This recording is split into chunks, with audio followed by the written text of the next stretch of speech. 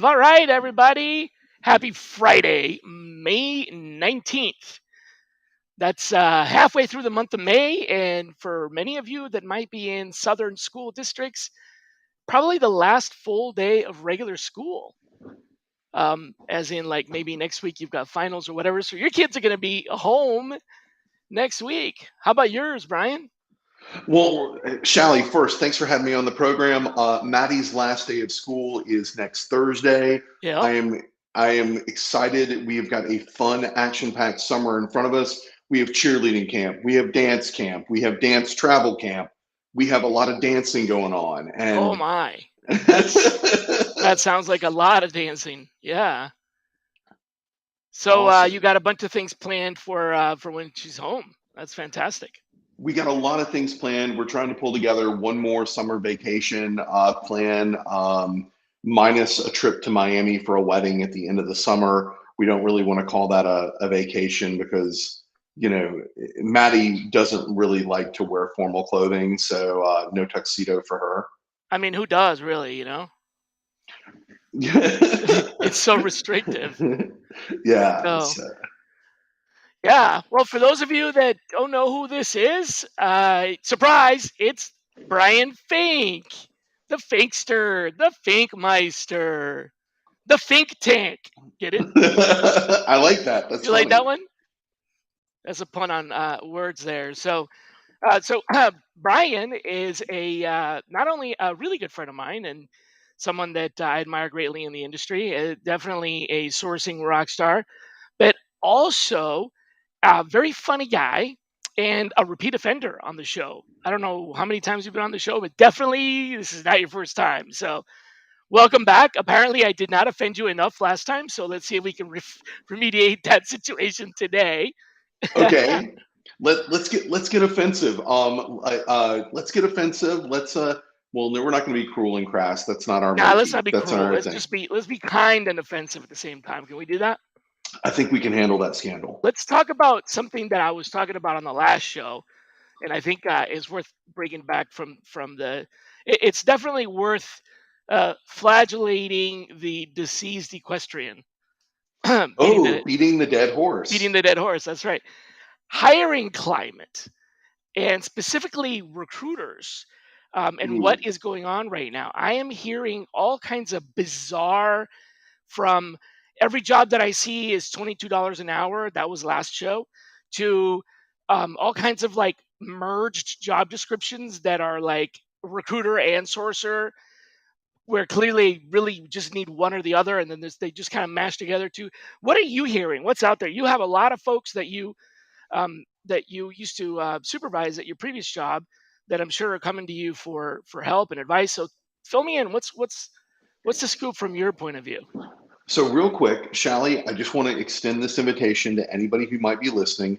I do office hours on Friday afternoon from 2 to 5 p.m., where I meet with recruiters to help them in their job search. And what I mean by that is I'm having an interview is an awkward conversation because we're usually on the other side of the fence.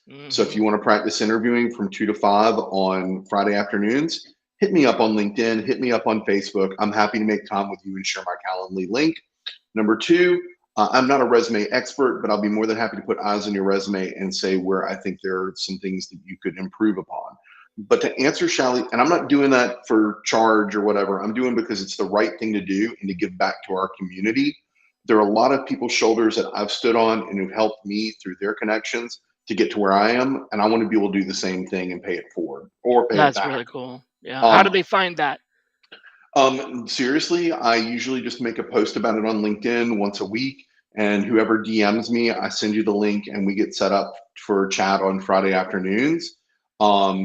That's what I'm passionate about doing is really helping lift our community. That's one of the reasons why I participate in events like HRTX, which we have a recruiter and sourcer summer camp that's coming up on June 15th, which is going to be a great opportunity for people to up level their skill set and to network with other recruiters. But to answer Shally's question, what I'm seeing is I'm seeing a mashup. There are no pure sourcer jobs and there are no pure recruiter jobs. Right. And I'm also seeing a wage depression. I'm seeing that people are offering $45 an hour for somebody who has 5 to 10 years of recruiting experience. I know personally that doesn't pay the bills, and that doesn't pay the No. bills Right. that we've faced previously. What I'm also seeing though is I'm seeing a resistance from some recruiters that they're being offered the opportunity to be consultants or fractional, or to go in house, and or not go in house, but go to an agency. And rather than go to an agency, they're saying it's going to get better. These jobs are going to reappear. I don't think that the 13,000 jobs collectively that have been lost in the recruiting, and I pull that number from the amount of recruiters that have been lost from AWS and from Amazon, from Facebook, and a lot of these big organizations. I don't think things are coming back in big numbers for the foreseeable future. I usually am the positive guy. I wore pink, right? Because I like it to Hmm. pop. I like to be positive. But just like, I'm going to events. And one of the things that I noticed when I was at an event like Unleash is I would say probably about 20% of the people that I met were there looking for a new opportunity, for a new job, that they didn't have anything, that they had made the trek to Vegas to see what opportunities existed. I'm seeing a lot of consolidation in the tech tool belt. There's the constraint that people are pulling back on what their spends are, and people aren't going out and learning how to use new tools. This is an opportunity for us to up level our skill set, and that's one of the reasons why, like, if Shally's teaching a class, I know that it's $200. If you can't afford that, reach out to me. We'll find a way to make it work, right? Or Hmm. HRTX, which is a free event, we will find a way to make it work. Or I will see if I can get you a free pass to Recruit DC, which was an But just awesome learn. event. Just yeah. If you're idle, take this time to learn and improve your skill set. And I want to add to that. I would say if you're not idle, if you're currently working, you should be looking for a job. So I think you should be. I think you should be networking all the time. I'm Hmm. looking at these job postings that are on LinkedIn, and I see that they're up for 2 hours, and they have 2,000 applicants. There's no way that anybody can go through 2,000 applicants in 2 hours and do them justice, or do the Right. justice that you deserve for the career that you've put in and that you've built. Yeah. Ronnie Bratcher, my house, 2 to 5, drink bourbon. I've been sober for almost a year plus, but I've got plenty of bourbon left in the cabinet. So if you and Shally want to roll on over, I got Bring the it on knob creek. down. We'll Let's we'll do take it. care of Let's it. do it. Yeah. we'll clean you out, man. Ronnie may be little, but he's not a lightweight. I'll tell you that. And we do enjoy, some nice bourbons. But I think you're right in so many ways. For one, it's not you should never stop networking. And I'm not going to say you should always be looking for a job, because that makes it sound like I'm saying like you should always be exiting from where you are.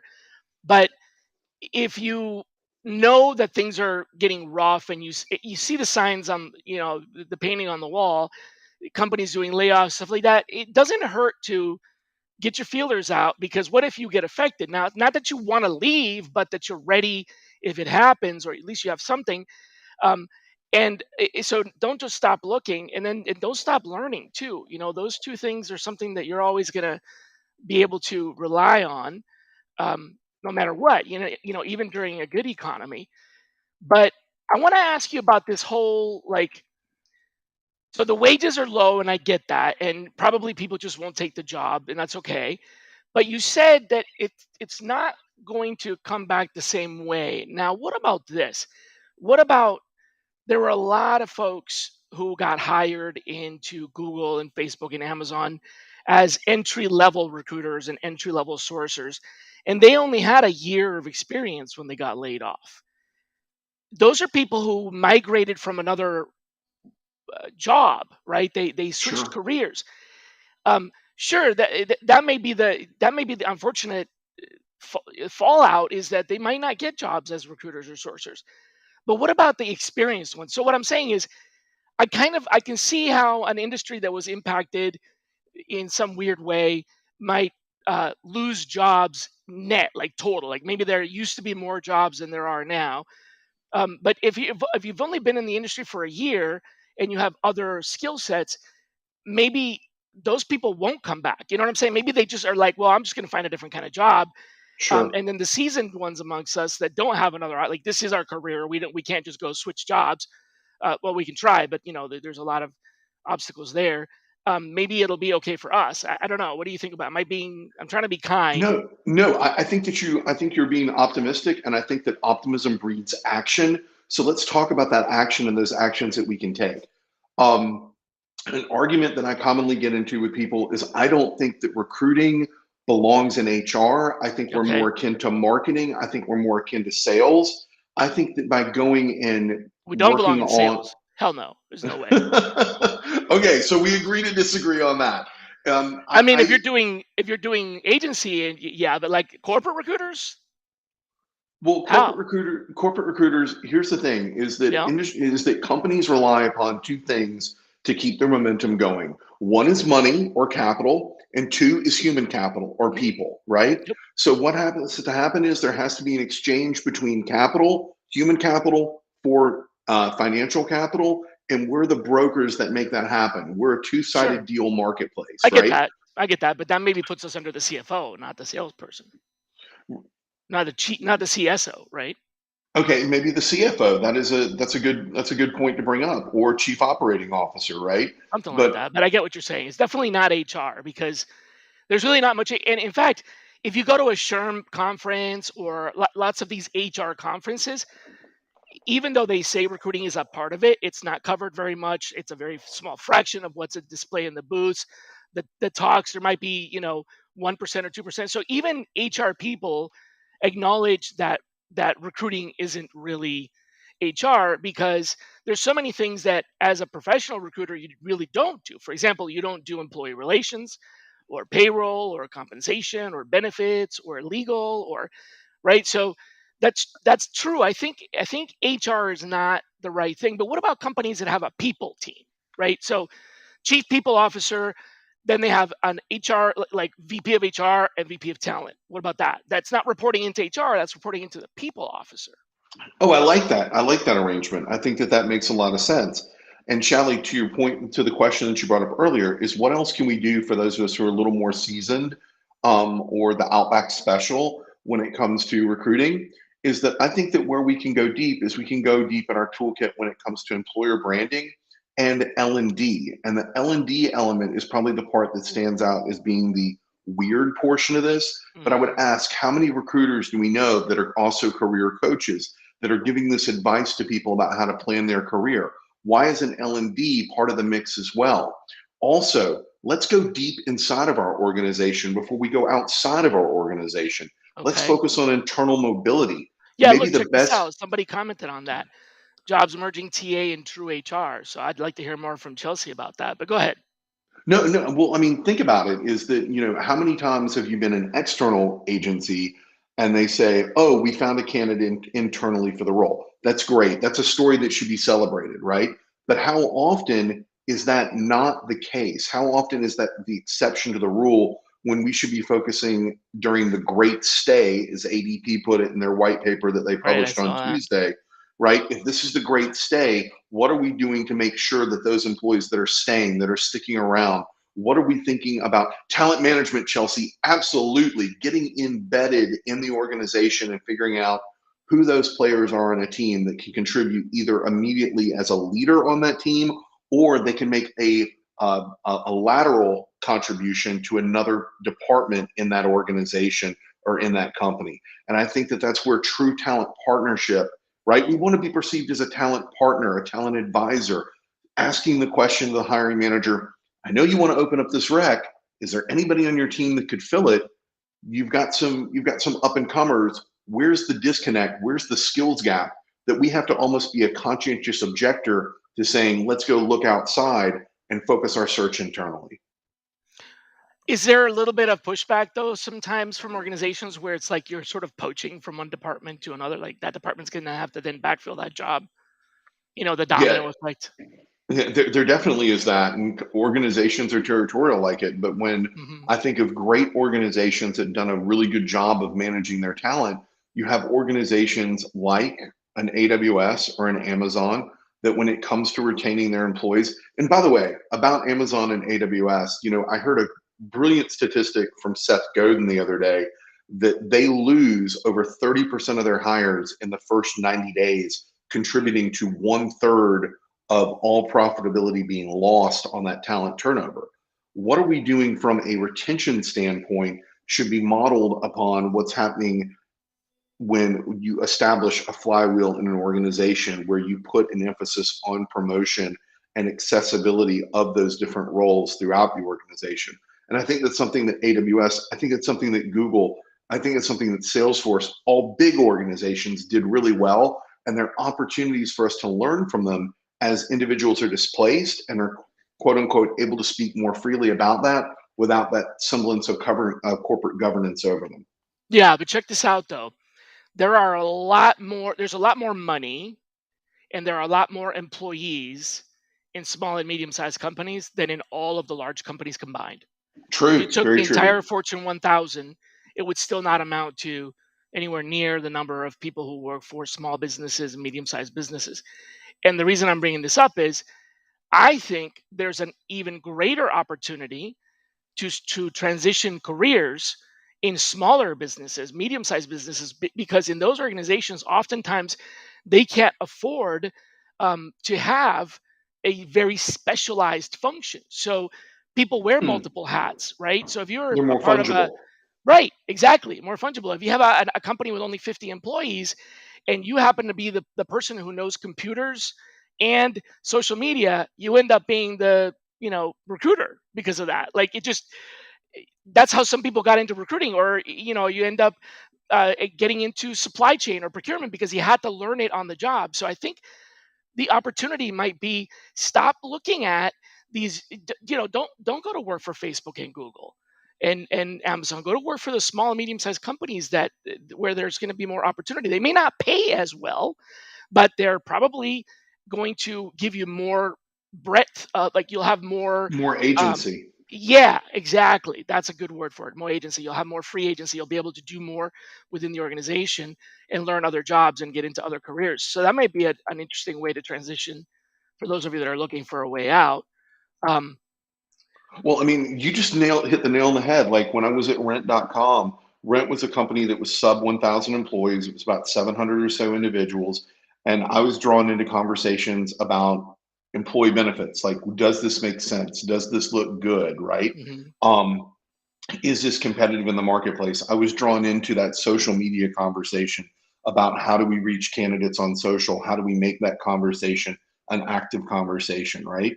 So, Shally, yeah, I've been there. I'm sorry that I was kind of falling asleep on that one for a second. No, no, not at all. It's something I've been thinking about a lot lately because I actually sat down with and I'm gonna brag a little bit, not about me, but about this individual. I was introduced to them by one of the board members of the foundation, and she was listed top 10 most powerful women in journalism. And I sat down with her yesterday, exploring possibility of putting together a PBS 1 hour PBS special about people reentering the workforce from displaced situations. And this foundation normally works with people that have been displaced because their jobs have essentially been eliminated, not the jobs being eliminated but their function, right? Like think of an extreme like coal mining, right? It's we don't do it anymore and there's a lot of people that just lost their jobs because mines got closed. um, I'm sure that I'm not a travel agent, but I'm sure travel agents went through a similar thing where there used to be a lot more. Now there's still some, but they're not nearly as many. So there's these jobs that have been category, running a printing press, for example.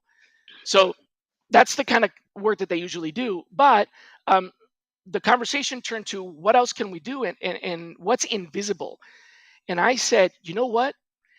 Diversity is almost always overlooking people with disabilities. Like diversity looks at the major. Of course, you can have major impact in let's face it, 51% of the population is female or identifies as female.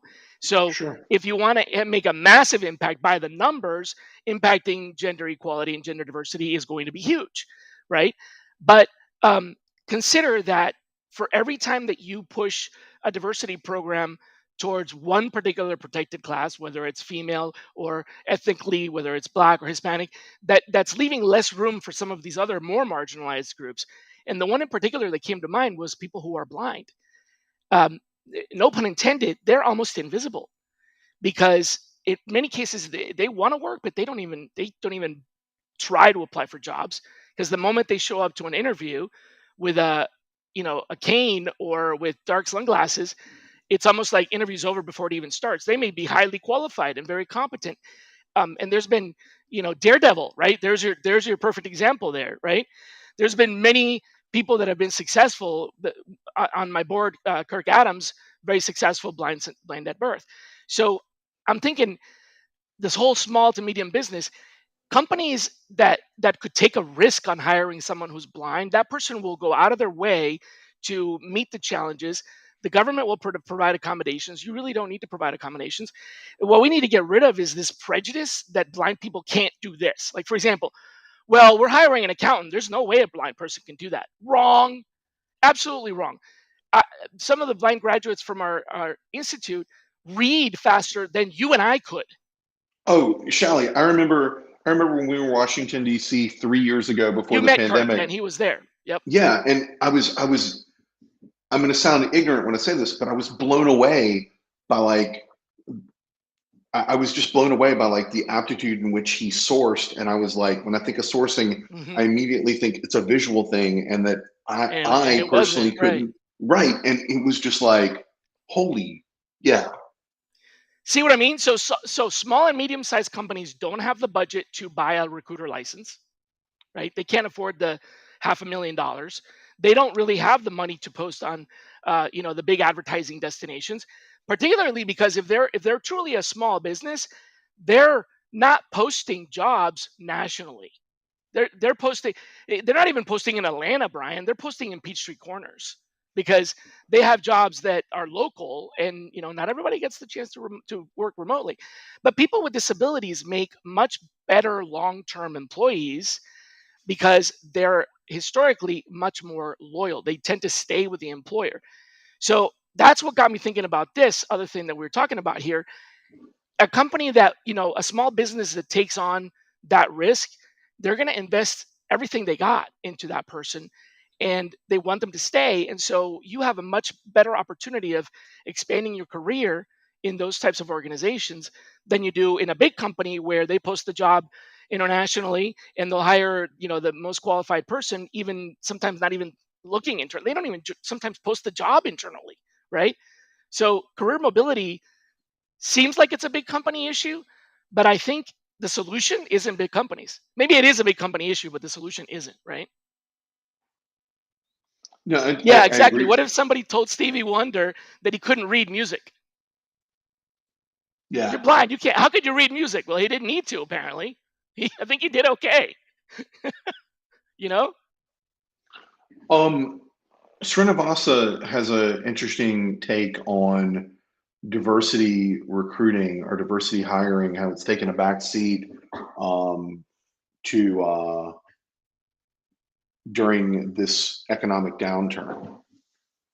Shally, I don't know about you, but my organization, I'm at McAfee. We're currently working really hard to make sure that our BRGs or our employee resource groups or business resource groups, that those communities don't suffer any kind of financial calamity, if you will, or line item cut from the budget. So I'm a bit of an outlier, but I did come from an organization where one of the first thing I did come most recently from an organization that we'll call a small social media company, It's small. where it's a small social media company. Their footprint is decreased. Don't tell Tucker Right. Carlson that. Starts with a Um, T, ends with a T. is that one of the first things they did, unfortunately, is they cut the BRGs and they cut diversity initiatives. There used to be a great Hmm. web page that was diversity.twitter.com, which showcased our commitment to elevating all voices and making sure that they were heard equally, that they weren't just invited to a dance, they were invited to dance and to partake.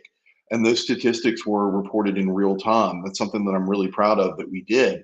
But Srinivasa, I don't know if there's a universal deprecation of diversity initiatives. I certainly do know that disproportionately, when companies have made recent layoffs, that there were individuals like at IBM that they let go of a lot of their customer service professionals. and those disproportionately were people of color. So it looks as if there has been a divergence in their commitment to diversity. I don't know if that was the Interesting. If that intention, was the intention, or if it was just repercussion. Yeah. right? Like they weren't trying to divest diversity; they just had to reduce costs all over. And yeah, that makes sense. I see what you're saying. Yes, Srinivasa says that diversity may be taking a back seat, but I think all hiring is kind of taking a back seat for a little while here. I think it's going to come back very, very, very soon. I see the increase in job postings, the volume. I see the volume in people, chattering about the employment market, and these things are changing. I also see the other thing that I've noticed is the layoffs have slowed down considerably. In fact, I think March was the peak of layoff activity. In April, it was much lower, and already in May, halfway through May, we're trending even lower than April. And by lower, I mean Hey, fewer layoffs. hey, don't forget the good people at LinkedIn. They let go of 700 people at the beginning of May. I just want to call that out. Well, yeah, like I said, it's less, not It's gone. less. It's not gone, Yeah, right? fewer. So better meaning fewer layoffs or fewer people being laid off. Yeah, Facebook have two more. Okay, wow. Yeah, so Wow, that's impressive. But hold on. So maybe that goes back to something that Shally said. We've always thought that maybe there was security in a big organization. Maybe there is, in fact, more security in a smaller organization. I'm not saying that we can, that we can behave badly in one organization and right, that's not going to be detected or picked up. But when you're in a smaller organization, like, my dad, my dad is a small business owner. He has less than 20 employees, and when somebody is sick, it affects the entire office. It changes the dynamic, the culture of what needs to be done, right? right. And I think that when you're in a Because smaller everybody's wearing multiple hats. It's just that's the nature, a- right? absolutely, absolutely. We have somebody saying only true security is working for yourself. Um, I don't know, man. I fired myself, so I was like, I've fired myself a couple of times, right? Yeah. uh, yeah. I think security is one of those things.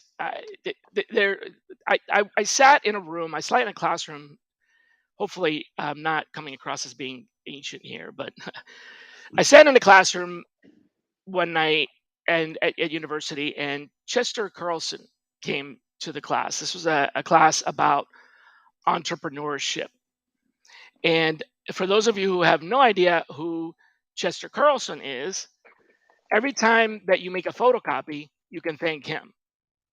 He's the person who invented, he was a physicist, and he invented the process of electrophotography or dry copy, or essentially, basically, photocopies, right? Mm. He his story was. I'll start with the end here. His lesson to this group of entrepreneurs was stability is if you can fix it, make it, or sell it. If you can do one of those three things, you have a chance of stability. If you can do two of those, much more improved, and if you can do all three, that's the best. So what he did that demonstrates this is remember, he was a physicist, not a business person. So he invented this process, and he thought, this would be a really good thing for IBM, because they could make copies of documents, and they're all about, they had the electric typewriter and stuff like that.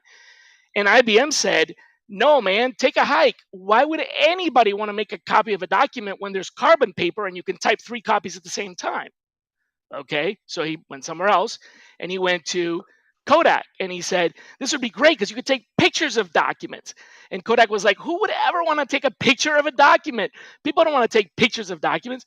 So then he went to Digital Equipment Corporation, DEC, now Hewlett Packard or whatever, and ended up happening. And same thing. He said, electronic documents. And they said, we have computers. So everybody had their own, you know, uh, rose colored Rebuttal. glasses, right? And so he said, all right, well, I'm just going to start my own company. And so this is someone who didn't give up. He had the perseverance, but what really stuck with me was if you can make it as an inventor, fix it, or sell it, you have job stability. So I don't know if necessarily having your own business, as someone who had my own business, um, I could sell it. That was stability enough. But I think that is the key: is finding a way that you can contribute to one of those three things that are always going to be in demand. I think make it, fix it, or sell it. What about tell me about this AI thing? Yeah, I AI spent thing. Are you talking about that article that yeah, somebody shared this morning in HR Drive? That like, so real yes. quick, LinkedIn is getting into the artificial intelligence Are business. they They're though? not Are they just really? well. I mean, I feel bad now because like I feel like I'm now beating up on LinkedIn, and that's not my thing, right? Like that's the other No, guy's neither am I. I'm thing. just beating up on AI. Yeah. So now they're saying they're going to write the message for you to engage Mhm. with candidates, which I guess means that, in the words of Steve Levy, we are going to automate in-malling. Right. Look. Here's my desk. I have a book from Phenom People where I'm taking notes, and I also have Mike Wooford's The AI Recruiter book, which I am going through, and I'm feverishly taking notes. I open up to a page where there are no notes, but I'm learning how GPT or generative AI is going to change recruiting, right? And I'm trying to use it for the better. I'm trying to use it when it comes to, I don't think it's that good at writing Boolean strings. I don't know how good it is with gender diversity in job descriptions, but I'm trying, right? I'm trying something new. And I would argue that as a recruiter, we should ABC, we should always be cultivating, or we should always be curious, right? Mhm. And that goes with testing the job market and seeing what isn't happening. But it also means picking up books like this from Wooford, or attending a conference to get to figure out what's next with AI. But do I think that LinkedIn has a silver bullet that's going to allow us to use AI Absolutely for? not. No. No, it's decision training. It's yeah. All of this stuff about generative AI is not AI. It's not even remotely close. What it is, there's language models, and they're using machine learning, which is machines can learn a lot faster nowadays than they ever could, and so they're basically just absorbing all this information and trying to make patterns. It's a pattern engine, but it cannot ideate. Period.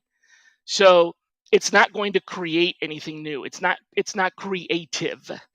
Okay, generative is not creative. So the problem that I have with it is it's going to be the same old boilerplate recycled stuff, and we already have a problem with junk mail that is all just recycled stuff.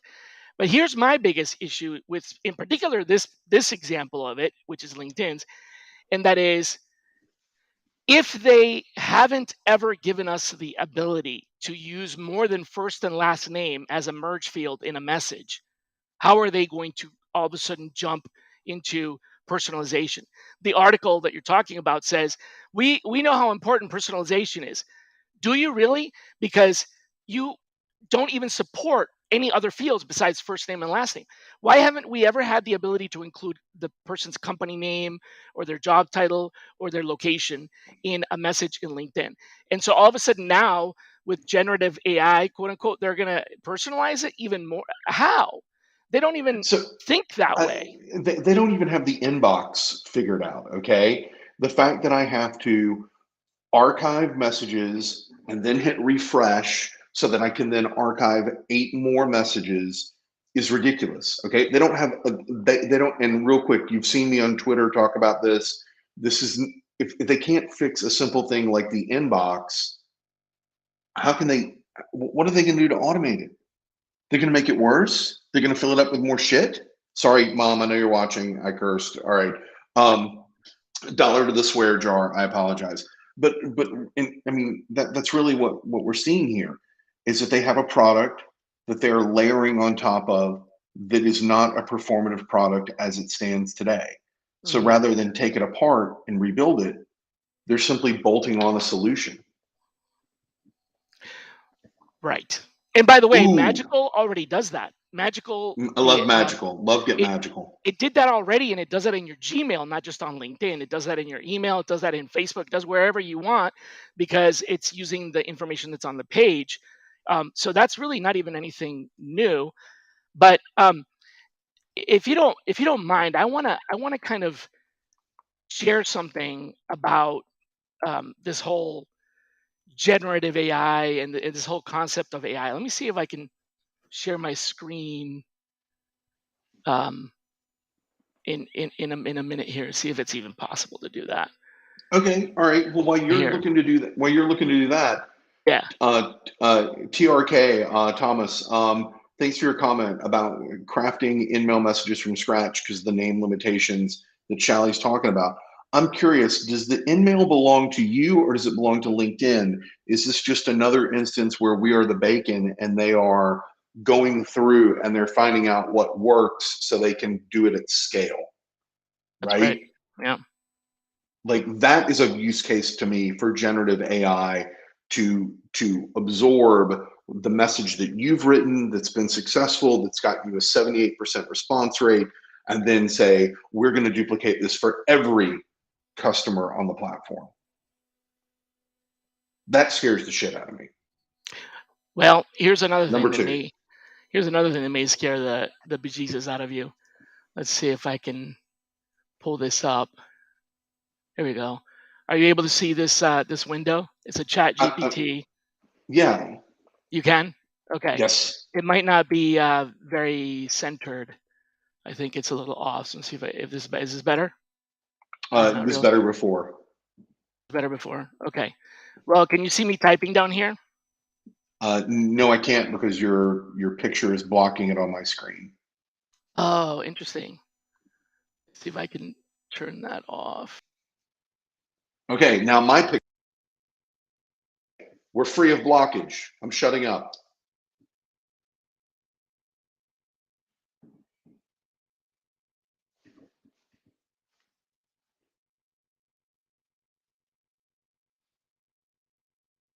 Okay, I had to turn your audio off for just a second, so I think I'm gonna do something else here. I'm gonna go maybe a different route, see if I can make it work. There. Okay, you might be able to see that up there, hopefully. All right, so I'm gonna type something here. Check this out. How many E's are in the word beetle? Check this out.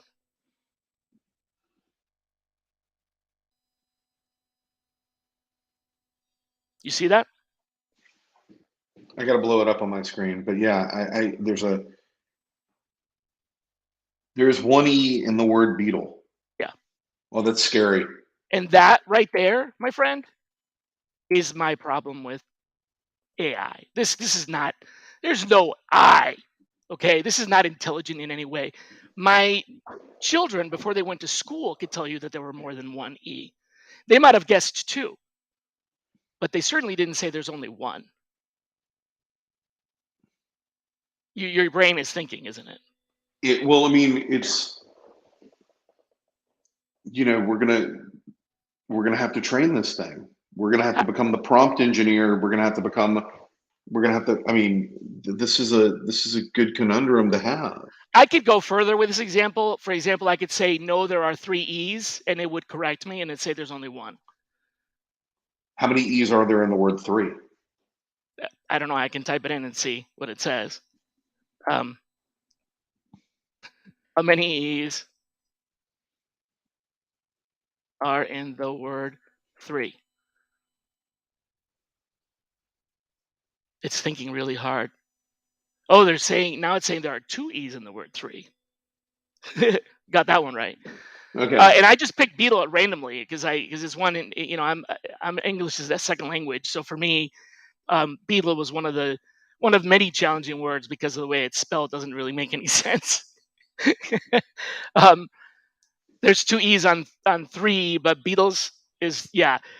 I mean, everybody's going to go try this and try to, debunk me or whatever. But what I'm telling you is ask it to, do something like that. And it's supposed to be smart enough. So I'm afraid that we're going to rely on this.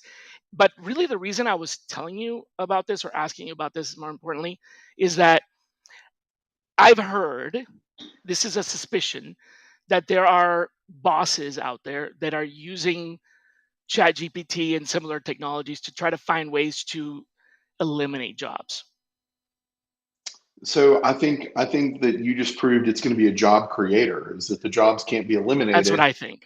and there are going to have to be quote unquote those trainers who are going to teach AIs. That's right. What I'm worried about, and I had this conversation with Justin Hill. Justin, shout out to you. Justin Hill and I had breakfast and we were talking about AI this morning. Is that I'm worried that it's going to get rid of people who have relied on being able to do low code as their workload, and instead it's going to get to really progressive, deep, low level coding, not low code, but low level coding that Hmm. we're going to expect of our software engineers and our prompt engineers. And instead of software engineering taking a boom like it's done in the past 2 decades, it's going to become hardware engineering that's going to become is going to be the boom industry to go into. Well, let me tell you, aside from Chester Carlson, the other second most important lesson that I learned in college was that creativity is everything. And there's one thing that we have in abundance, and that's creativity, imagination, and creativity.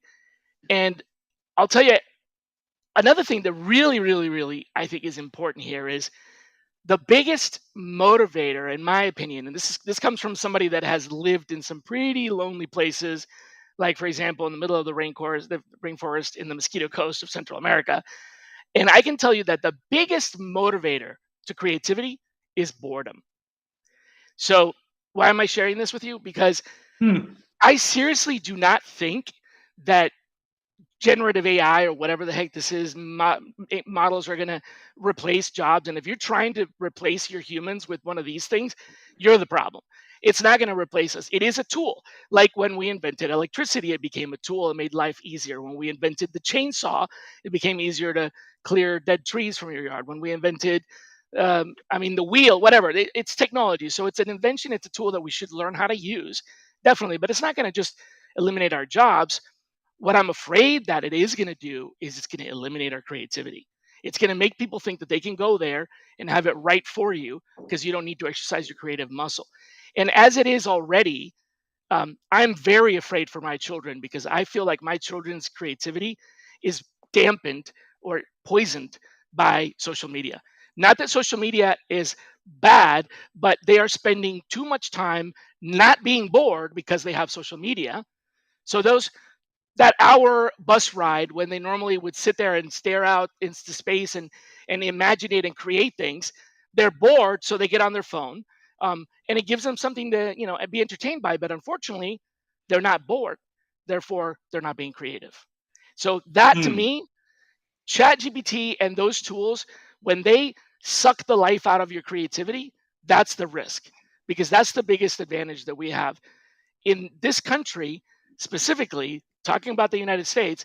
Our biggest advantage over other nations has been ingenuity and creativity. It hasn't been population. There are countries that have more people. It hasn't been wealth. There have been other countries that have had more wealth. The biggest advantage has been solving problems, right? With ways that haven't been solved before. That ingenuity and that creativity can be stifled when people have a ready answer for everything and don't need to think about it. And on top of that, they're already completely entertained by their mobile devices. So there's never a time when they're sitting there staring into space or looking out a window or hanging in a hammock, because they're either getting the answers from a generative AI or they're being entertained by Twitter. That to me is the real challenge. So we talk about that entertainment that takes place on the device, right? So as we're talking about that entertainment, there are AIs that have already been um, there have already been AIs that have been working to figure out what they need to do to keep us more attuned or more tuned in to the content, right? By sharing or showing, images of puppies, or for me, it's penguins, right? Because I'm constantly liking content about penguins. It shows me content about penguins. We're kind of penguin obsessed in this house. We may or may not be having a penguin birthday party in the next couple of days. We're talking about the tuxedo wearing flightless birds, right? That is Not correct. the villains from DC Comics. Okay. No, not the villain from DC Comics. No, we are not. But I use this to say AI is something that has been at its very infancy. It's been a playground that we've been playing in, or decision treeing has been a playground we've been playing in since we first logged onto Facebook some 10, 15 years ago. And I this think it is can this is also nothing prompt new. create. It's a time suck. Yeah. It is a time suck. Yes, it can be. It can be a distraction, and it can be used as a distraction. And sometimes you need a distraction, right? Sometimes you don't want to be in a creative space when you're waiting for your doctor to, call you back into the office, and you really don't have anything else to do. There are, there are reasons for us to want distractions. But I do like what Mark Hamill says, which is he's he's saying that he's more creative now because he's been writing prompts and expressing his creativity that way. Now that's the right way to go about it. The right way to go about using generative AI and these other tools is to use them as a tool. And it is all about the prompt. I mean, you saw that ChatGPT class that I taught. It's literally I spent 15 minutes just talking about prompt engineering because that's the skill set, but that requires creativity. And if you don't have enough of it, like Mark said, you have to that he's gone to the gym and developed his creative muscle. So use this for that. One of the best uses that I found for Chat GPT, it's not, I don't even think it's Chat GPT, but I use a news reading app on my iPad. You might be familiar with Flipboard. That was my go-to for many, many, many years, like very long time. But recently, I've been playing with a new app that's called I think it's called Artifact. Yeah, Artfa. Artifact. Yeah, Yeah. yeah, Are you on Artifact. Artifact? Yeah. I am on Artifact. The icon, Like an because asterisk. it's like, yeah, it's a weird asterisk. Like one part of it's kind of bent, and Yep. it has great curation of stories.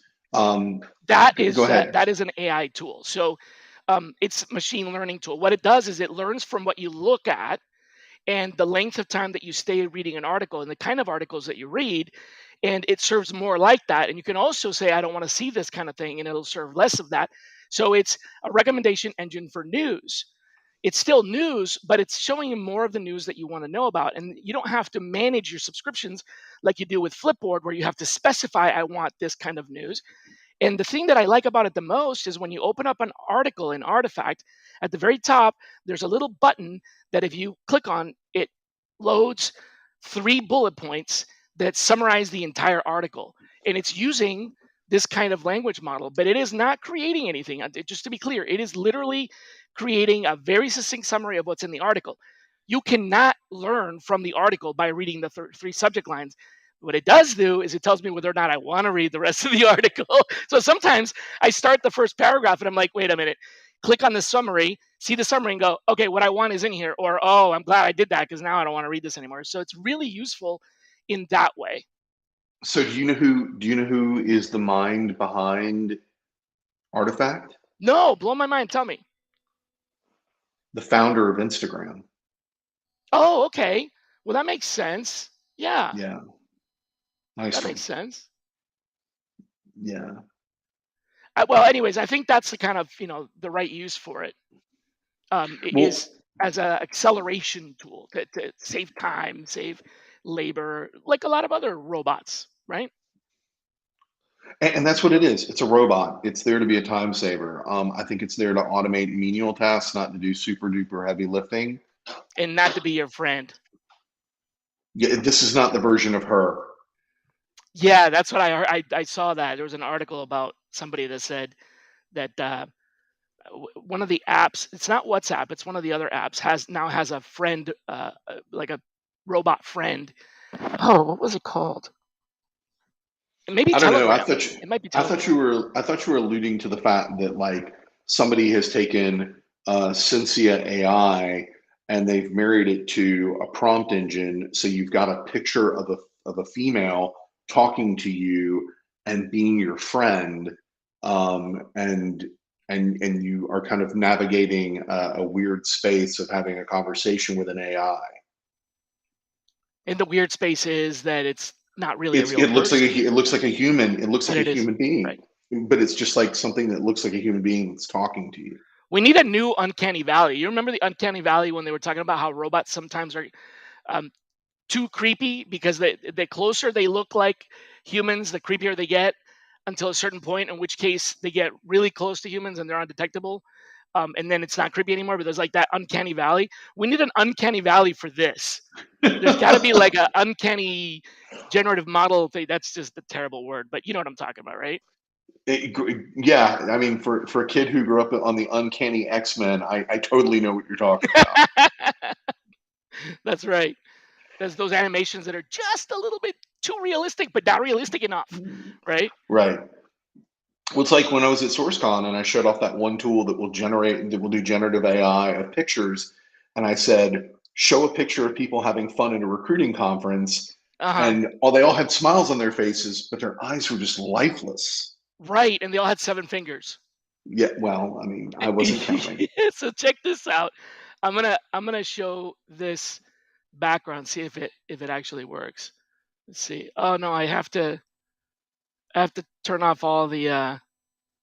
Unfortunately, I have to turn off all the videos and all that other stuff. Anyway, I tried to create. I used one of those things to try to create a background for this, um, and it made something that looked actually pretty decent. I'm surprised. However, it's a still life. It doesn't have people in it. That's the thing I learned is if you add people to it, it all of a sudden becomes just weird. Okay, okay. I'd like to think that maybe just adding people to the world makes the world a weirder, better Well, place, in a right? better way though, right? Like weird Yeah, good, yeah. right? Like me I being hope weird is so. good, right? But not this other creepy weird. That's the word we need is creepy weird for automated text writing robots. But so anyway, go too far off center here. The point of this was I was shocked to learn about this person that shall go nameless, whose boss is essentially asking them to research ways to replace their team without saying that. So they're not saying I want you to do this, but they're saying, can you find out about this, find out about that? And he's an intelligent guy, so he put these things together and he thought, oh, I think I know what they're trying to do. They're trying to replace people, and that's just shame on you. I mean, it's not going to work. No, I mean I think that Spend your time figuring out how I to make your team more efficient rather than I think you can replace knowledge, but I don't think you can replace intelligence. or And wisdom. intelligence is, yeah, well, I think wisdom and intelligence are what you do with knowledge, right? Like Hmm. how you apply it. Like we talked about the curiosity, or we didn't talk about the curiosity. We brought it up on the screen that Junius, hey Junius, what's going on? This is like second time in 3 days that we've hung out, about covering topics and making them more accessible to individuals. And what I'm worried about in an AI world is that there are going to be those individuals where content is accessible to them, and there are going to be those individuals where content is not accessible to them. Kind of like internet access is uh, distributed unevenly throughout the United States and throughout the world. Hmm. That's Okay. what I'm worried about. Okay. Well, we got a lot of worries now. Worried that our children are losing creativity. Worried that some people might try to replace others with generative AI. Oh man. Anyway, so on a positive note, we did talk about how we can perhaps try to expand our career options. We did talk about the companies that might be hiring are not the ones that are advertising because they can't afford to put in, they can't afford $500,000 Well, for wait, LinkedIn. can So I drop a plug real quick? please, yeah, Okay, so Shally, you said go small. There is a yep. job board for startups. It is called ycombinator.com/jobs, Y and as it in the letter has I, Y, so like letter yes. Y, yeah, ycombinator.com. I recommend going there and looking for your next gig because those opportunities are ones that are published routine. Yep, ycombinator.com/jobs. If you click on the jobs tab up at the top, it will not feature recruiting and HR jobs. But if you go down and to the right, there will be a tab that will say recruiting and people ops. And if you check on that, it'll show you startups that are looking for recruiters. I think that when I looked at it this morning, that you Startups are had, small businesses, small and medium-sized businesses. That's right. yeah, and if you think about it, you can go there and it can be you and a team of two recruiters. You could be the director of recruiting. You could be that manager of a team. You could build the recruiting function from scratch. right? This is Albert, what's going on, my man? Well found. That's a good one too for startups that are Used out to there and be about. Angel.co. Yeah, Yeah, yeah. that's right.